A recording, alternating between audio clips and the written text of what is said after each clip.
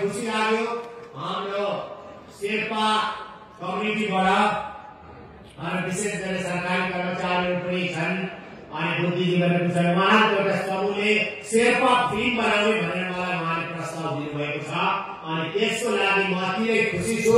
म तपाईलाई बधाई दिन चाहन्छु, अग्रिम बधाई दिन चाहन्छु अनि म तपाईलाई पुरा सपोर्ट पनि गर्छु तपाईले शेर्पा फिल्म बनाउनुहोस्। तर त्यो बनाउनु भन्दा अगाडि चाहिँ तपाईले पुरा एसोसिएसनले त्यसलाई स्क्रिनिङ गर्नुपर्छ।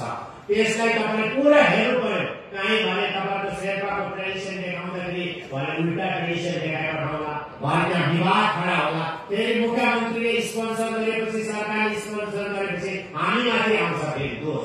यो कस्तो बनायो, के बनायो सरकारले भन्छ। सुन्नुहोस् है, अहिले स्याबासी भन्दाखेरि जाँदा चाहिँ अहिले चाहिँ दोष देखाउन सकिन्छ। यो भएन, त्यो भएन, तर काम गरेको देख्दैन। त्यसले गर्दा यो फिल्म बनाउने जुन चाहिँ ग्रुप छ 100% हामी सघाउँछौँ। तर पहिला चाहिँ तपाईँहरूको एसोसिएसनमा त्यसलाई राख्नुहोस्, तपाईँ हेर्नुहोस् फिल्म, हाम्रो यस्तो स्क्रिप्ट यो छ, हाम्रो ड्रेस यस्तो हो भनेर तपाईँले भन्नुहोस्। त्यसको लागि हामी तपाईँको एकदमै सपोर्ट गर्छौँ। म तपाईँलाई वचन दिन चाहन्छु।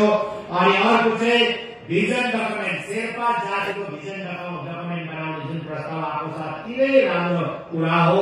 यो सबै जातिले बनाउनुपर्छ, आफ्नो आफ्नो जातिले भिजन डकुमेन्ट बनाउनु राम्रो छ अनि सरकारबाट 100% सपोर्ट गर्नको लागि हामी तयार छौँ। गभर्मेन्टले पुरा सपोर्ट गर्नेछ।